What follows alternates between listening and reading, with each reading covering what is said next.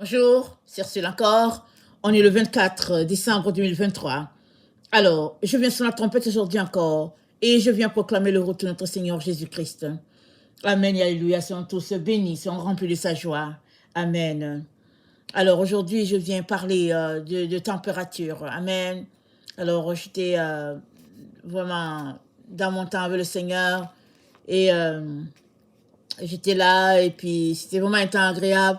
Et le Seigneur m'a dit, il faudrait tout simplement que tu ailles chercher les petites choses que tu aurais besoin encore.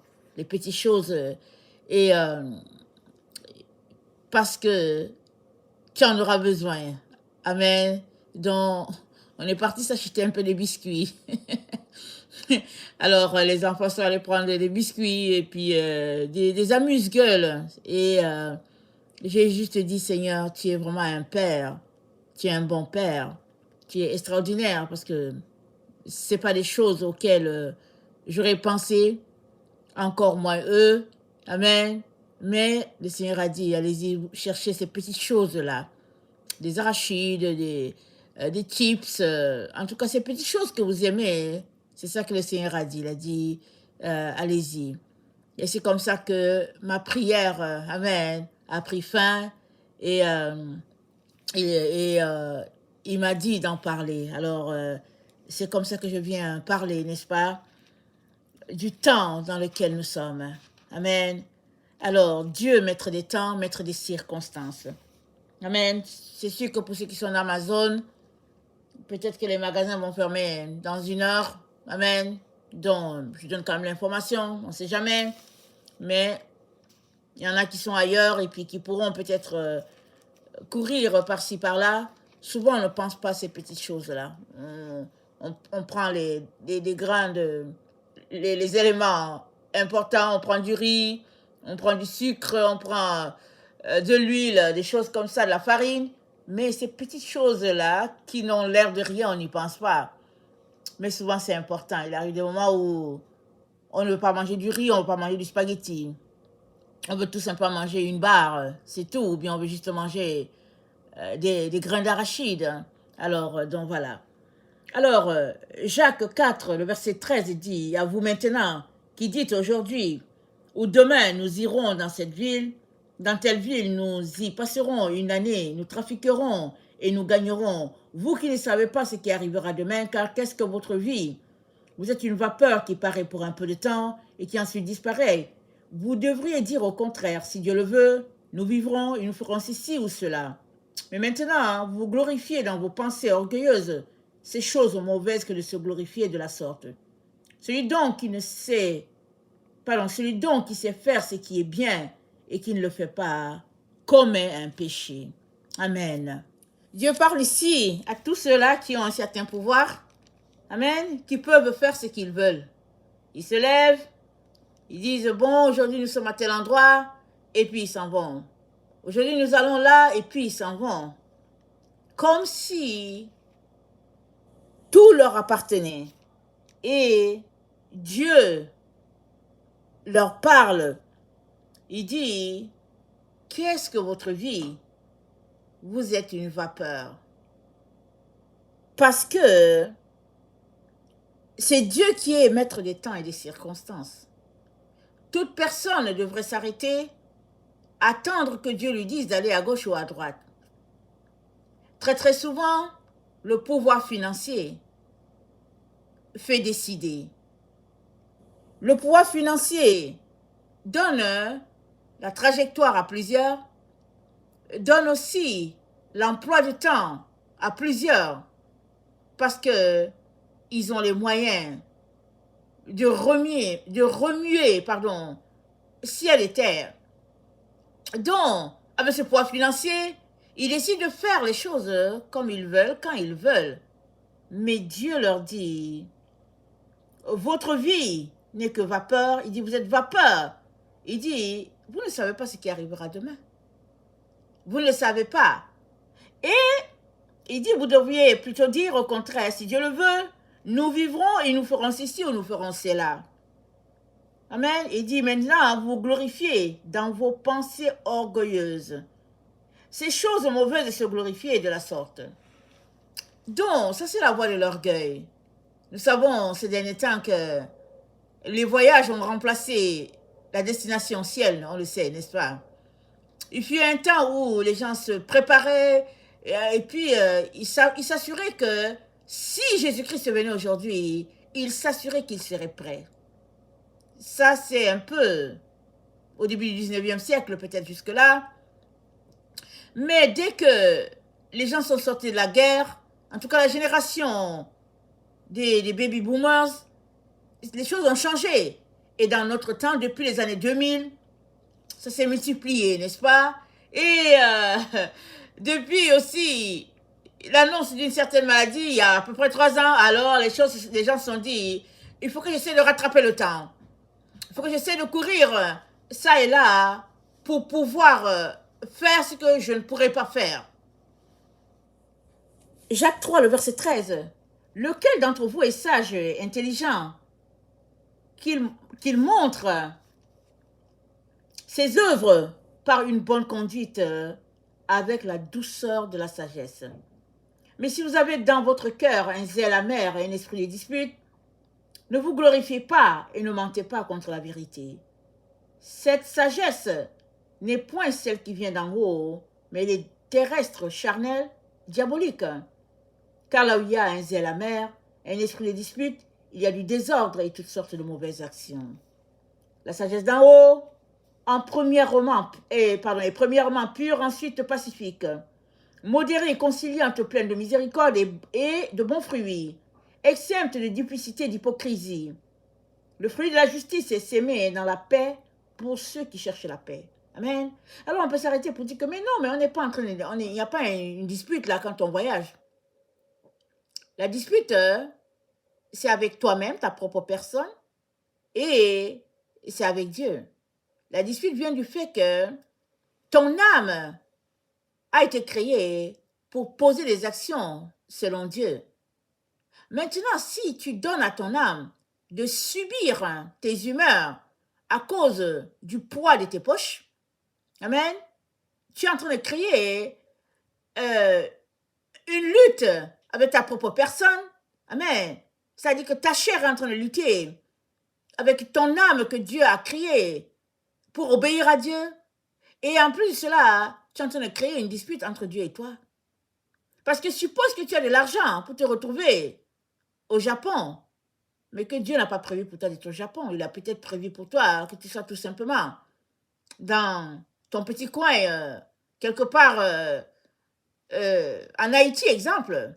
Mais tu as l'argent, alors tu te dis, ok, moi je vais voyager, voilà ce que je veux faire, voilà.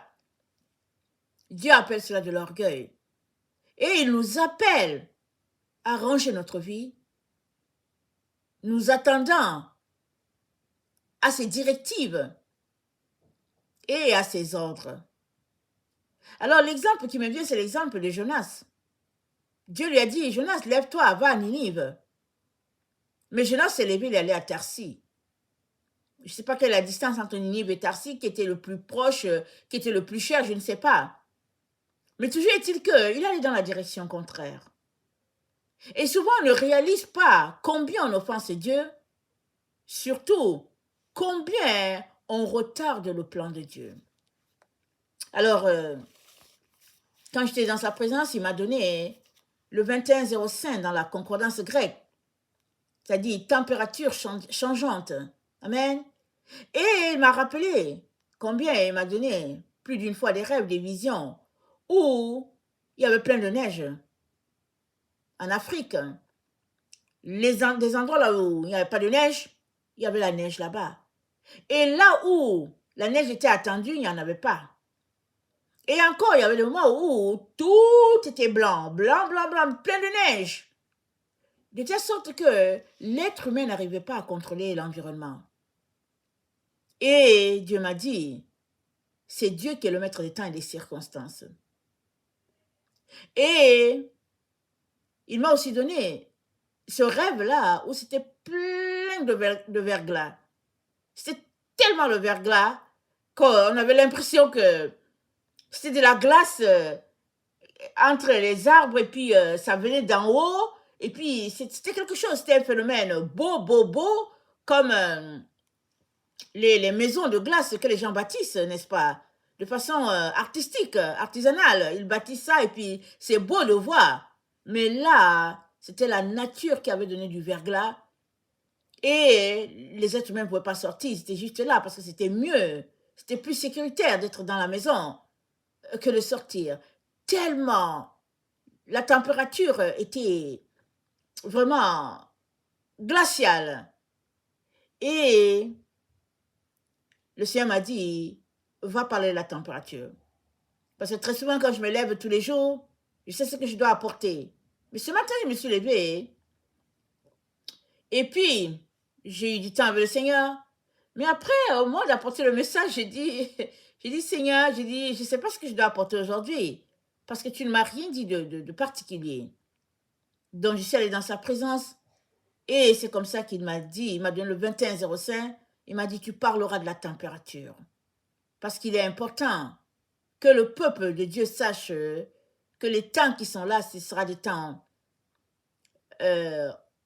sévères dans la température, pardon, des temps austères, amen, d'austérité, voilà, des difficultés, mais surtout, les enfants de Dieu doivent savoir que Dieu est le maître des temps et le maître des circonstances.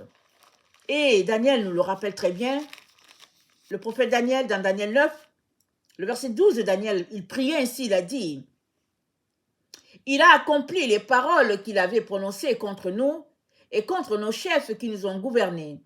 Il a fait venir sur nous une grande calamité et il n'en est jamais arrivé sur le ciel entier une semblable à celle qui est arrivée à Jérusalem. Comme cela est écrit dans la loi de Moïse, toute cette calamité est venue sur nous et nous n'avons pas imploré l'Éternel, notre Dieu. Nous ne nous sommes pas détournés de nos iniquités et nous n'avons pas été attentifs à la vérité, à ta vérité. L'Éternel a veillé sur cette calamité et il a fait venir sur nous, car l'Éternel, notre Dieu, est juste dans toutes les choses qu'il a faites. Mais nous n'avons pas écouté sa voix. Et maintenant, Seigneur, notre Dieu, toi qui fais sortir ton peuple du pays d'Égypte, par ta main puissante et qui t'a fait un nom comme il l'est aujourd'hui, nous avons péché, nous avons commis l'iniquité.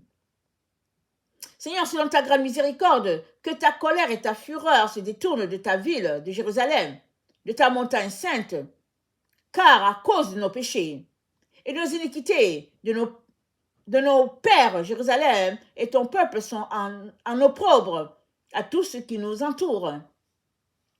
Maintenant donc, ô notre Dieu, écoute la prière et les supplications de ton serviteur, et pour l'amour du Seigneur, fais briller ta face sur ton sanctuaire dévasté. Daniel, par sa prière, nous montre comment et combien nous devons venir devant Dieu dans une attitude d'humilité pour demander pardon pour nos fautes et surtout nous attendre à lui parce qu'il est le maître des temps et des circonstances.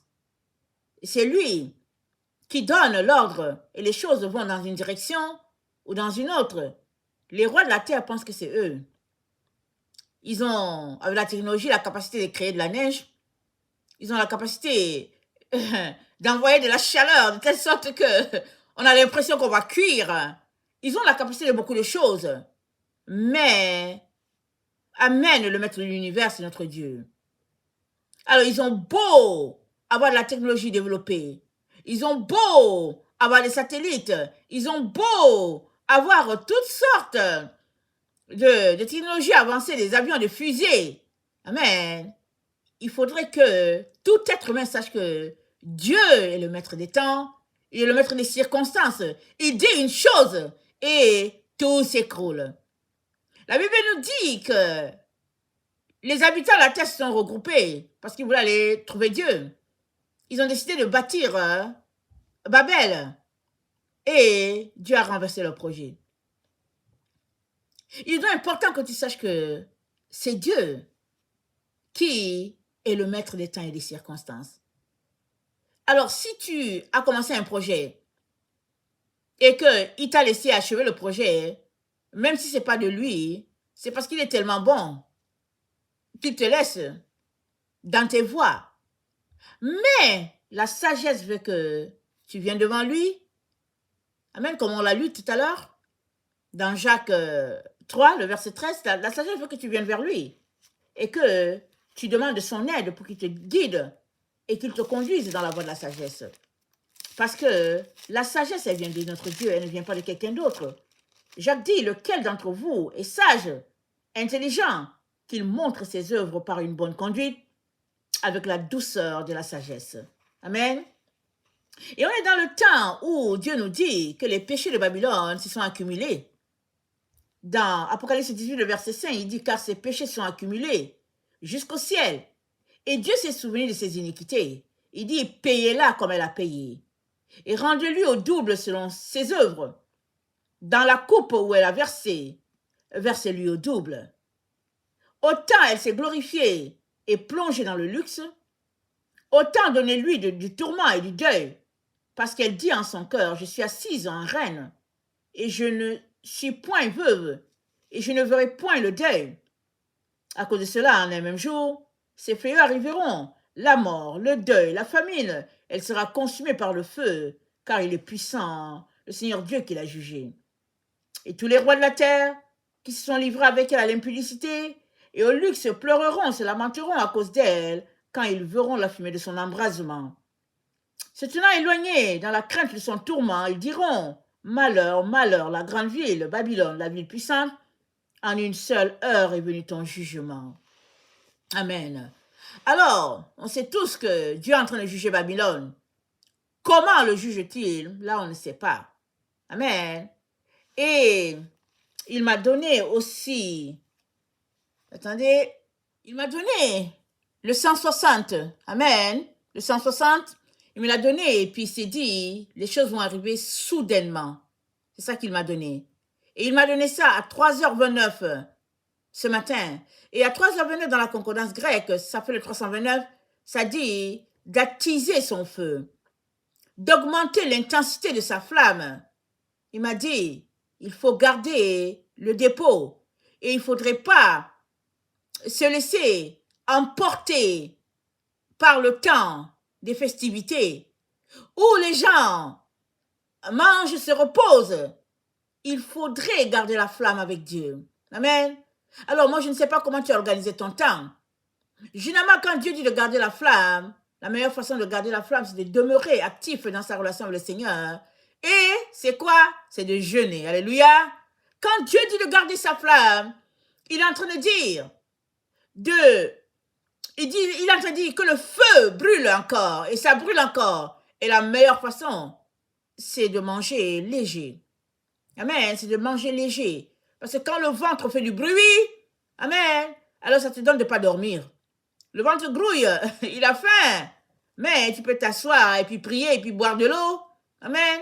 Et voilà les temps dans lesquels le Seigneur nous invite, n'est-ce pas, dans ce temps de la fin. Il nous invite à demeurer, amen, avec une flamme attisée, amen. Il nous encourage à ne pas sommeiller, amen. Alors, ça faisait à peu près, peut-être 3 heures que j'étais avec le Seigneur, ça fait quelques jours, ok? Ça faisait à peu près 3 heures que j'étais avec lui, et il me donne un chiffre, et je m'en vais voir le chiffre, et il me dit, ne dors donc point. Je me suis dit, ah, ok. J'ai dit, ah, ok. Et le Seigneur m'a dit, il faudrait jamais dire, j'ai assez passé du temps avec le Seigneur. Que si c'est 3 ans, rends grâce à Dieu si c'est tout ce que tu peux donner. Mais si tu peux donner plus, donne le plus. Ne dis jamais, oh, j'ai fait 3 ans le Seigneur, c'est suffisant. Non, non, non, non. Va toujours dans sa présence afin d'augmenter ta flamme. Parce que on est dans des temps périlleux. Et Dieu est le maître des temps et des circonstances. Il dit ça va arriver soudainement. Et tu ne sais pas qu'est-ce qui va arriver. Tu sais seulement que il te dit que la température sera changeante. Alors, tu dois être préparé et tu dois rester auprès du feu. Et il n'y a pas meilleur feu que notre Seigneur Jésus-Christ. Amen. Et alors que tu demeures à ses pieds, Il te donne encore, il te rafraîchit par son Saint-Esprit. Il te rafraîchit par sa présence. Amen. Et comme Daniel a dit dans Daniel 9, le verset 12 et 17, Daniel a prié, il a dit, pardonne-nous. Cette calamité qui est venue sur nous, il dit, pardonne-nous. Et on ne sait pas la calamité qui arrive sur la terre, on ne sait pas les calamités. Mais Dieu est tellement bon qu'il nous avertit. Il nous dit, les temps seront changeants. Alors, il est très important de garder les yeux fixés sur notre Seigneur, de ne pas céder à la panique et d'avoir la foi qu'il va te conduire à destination. Que le Seigneur bénisse sa parole. Maranatha, Jésus revient. Amen et alléluia, sont tous bénis. Amen.